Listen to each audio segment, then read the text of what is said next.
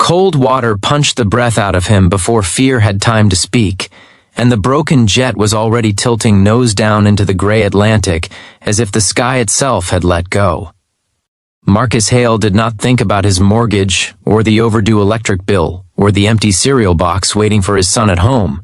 He thought only of the small hand he used to hold crossing busy streets, and how some part of him refused to let another human disappear. If this were you, trapped between rising water and a collapsing door, would you reach out even if it meant you might not come back? The charter jet had gone down just miles off the Florida coast after a violent shudder and a scream of metal, and Marcus, a former Coast Guard rescue swimmer turned construction foreman after his wife's cancer stole her from them, had been fishing alone in his old skiff. He saw the spray, the smoke, the way the sea swallowed sound, and he steered toward it without weighing the odds. The fuselage was already filling, bubbles racing past the oval windows, and the open door yawned like a mouth that could not breathe. Inside, a woman in a red dress hung limp against a seat, hair floating like a halo of panic, eyes unfocused. Later, he would learn her name was Veronica Shaw, a technology billionaire whose face he had passed on magazine covers without ever looking twice. Marcus kicked free of the wreckage, lungs burning, and wrapped his arm around her, pulling with a strength born from nights he had stayed awake, calculating how many hours of overtime would buy asthma medicine for his boy Caleb.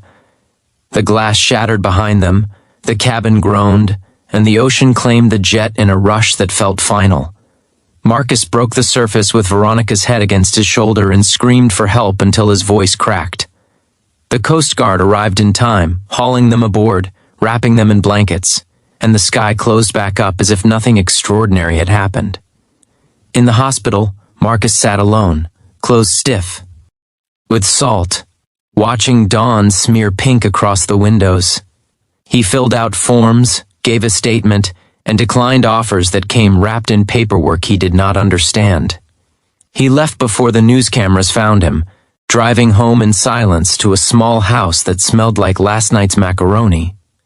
Caleb slept on the couch with a superhero blanket pulled to his chin, and Marcus stood there longer than he needed to, heart still racing, wondering how close he had come to never seeing that small chest rise again. If you had made that choice, would you be able to live with the quiet afterward?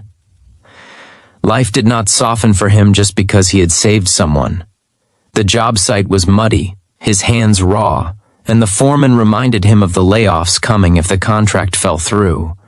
Marcus packed lunches with care, kissed his son's hair before school, and swallowed the ache that followed him everywhere. He saw the news clip once, by accident. Veronica Shaw wheeled through a corridor, reporters shouting questions he could not hear over the buzz in his ears. He turned off the television and went back to measuring lumber. The next morning, the street woke to an unfamiliar hush broken by the low purr of engines. 3 black Cadillacs rolled to a stop in front of Marcus's house, glossy and out of place among the peeling paint and crooked mailboxes.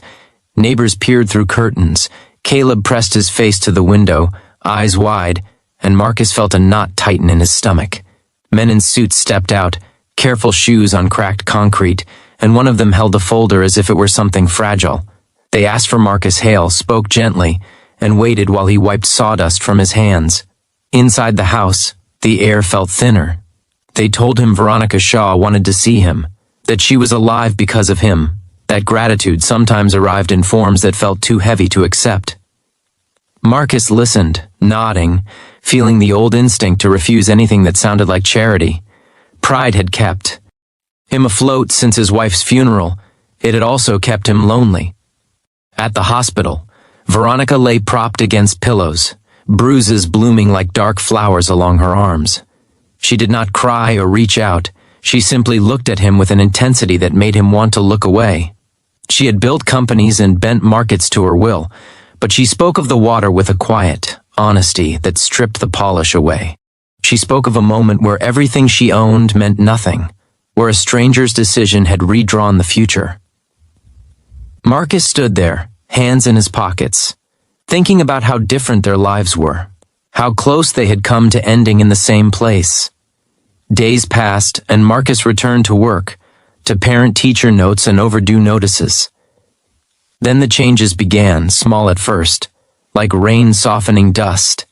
A letter arrived confirming his mortgage had been paid in full, no explanation beyond a name he recognized, and a signature he did not expect. The electric company called to apologize for an error. His truck, which had coughed and sputtered for months, was repaired by a shop that refused his money. Marcus felt gratitude tangled with fear, the worry that accepting help would cost him something unnamed. Veronica did not disappear from his life, but she did not overwhelm it either.